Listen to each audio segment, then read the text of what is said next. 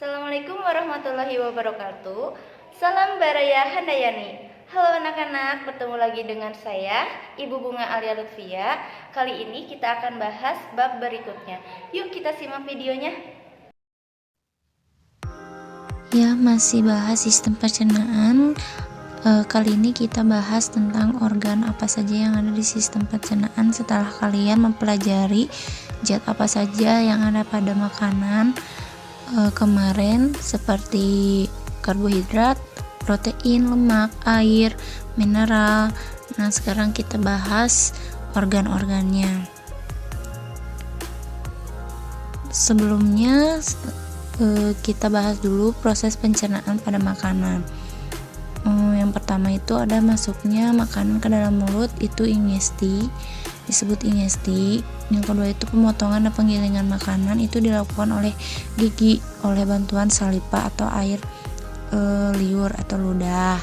Kemudian gerakan peristaltik, yaitu gerakan konsentrasi otot polos agar makanan tertelan dan masuk ke dalam saluran makanan. Digesti itu mengurangi molekul besar menjadi kecil.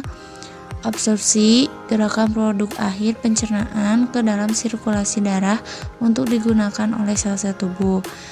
Dan yang terakhir itu defekasi, itu eliminasi zat-zat yang tidak dicerna keluar tubuh. Contohnya ya feses. Nah, ini ada organ-organ sistem pencernaan pada manusia.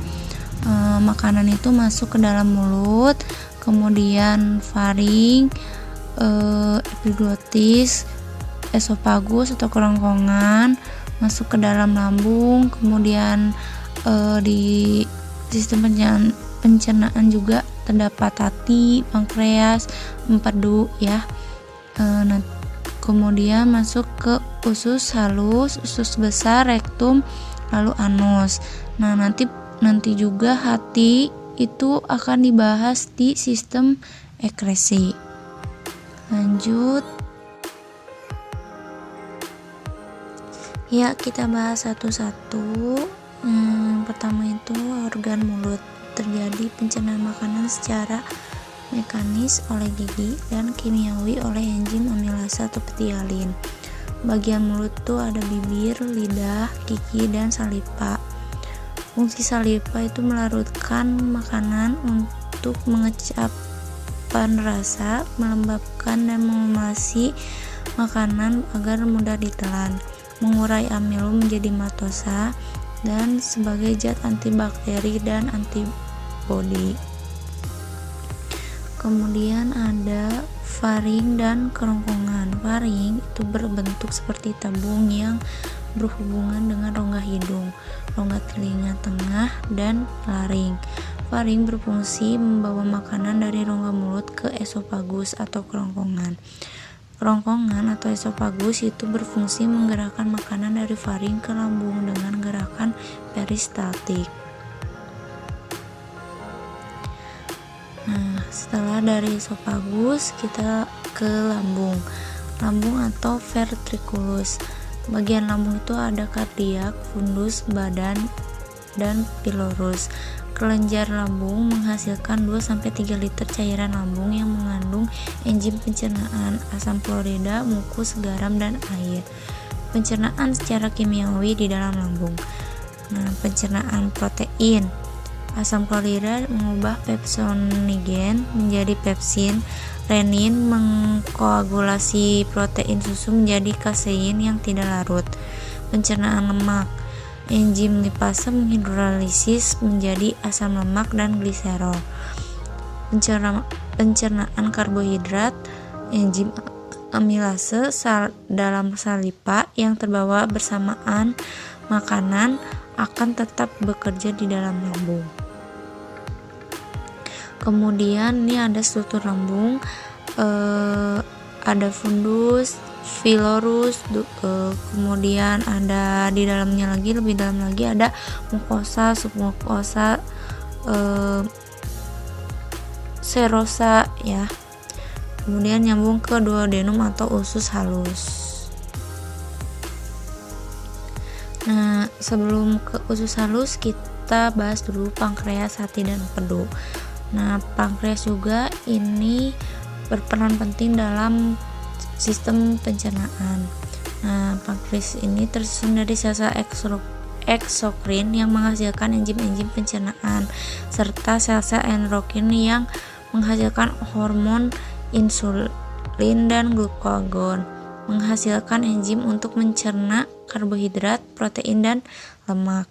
Enzim yang menghasilkan tripsinogen, kimotripsin, lipase, amilase. Ini lebih banyak ke enzim ya. Kemudian ada hati. Hati itu fungsinya menyekresikan empedu untuk emosi dan absorpsi lemak, mempertahankan homeostatis gula darah, menyimpan gula dalam bentuk glikogen, dan mengubah kembali menjadi glukosa jika diperlukan, menyintesis lemak dari karbohidrat dan protein, serta mengatur penyimpanan maupun pemakaian lemak, menyimpan mineral, vitamin larut lemak, serta toksin dan pepsida atau obat-obatan yang tidak dapat diurai dan diekskresikan. Kemudian empedu berupa kantung hijau terdapat pada lingkungan di bawah lobus kanan hati, berfungsi menyimpan cairan empedu yang dihasilkan oleh sel-sel hati. Bersifat alkali, terdiri atas air, garam empedu, kolesterol, dan zat lainnya. Garam empedu berfungsi mengemulsikan lemak, membantu kerja enzim lipase dalam membaca lemak, dan membantu absorpsi hasil pencernaan lemak.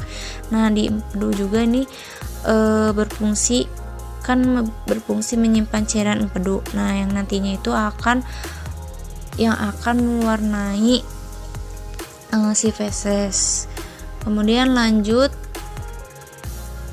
usus halus. Nah, usus halus ini terdiri atas usus 12 jari atau duodenum, usus kosong atau usus polos yang disebut jejunum, dan usus penyerapan atau ilem. Memiliki banyak jonjot usus untuk memperluas permukaan penyerapan, berfungsi menyerap makanan secara kimiawi dan enzim-enzim yang berasal dari kelenjar usus, pankreas, dan empedu. Zat makanan yang diabsorpsi yaitu kalau dari karbohidrat itu enzim amilase, maltase, sukrase, laktase. Kemudian protein ada enzim tripsin, kimotripsin, eripsin. Kemudian lemak ada enzim lipase, pankreas, dan lipase usus, air, elektrolit, dan vitamin.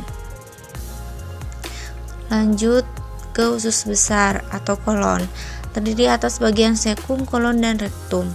Fungsinya itu mengabsorpsi 80% sampai 90% air dan elektrolit, memproduksi mukus yang tidak mengandung enzim, tempat bakteri yang mampu mencerna sedikit selulosa dan memproduksi sedikit kalori, serta menghasilkan vitamin K, riboflavin, tiamin, dan gas, mengeluarkan zat sisa berupa feses. Nah, biasanya disimpan di dalam rektum. Nah, terakhir lalu anus.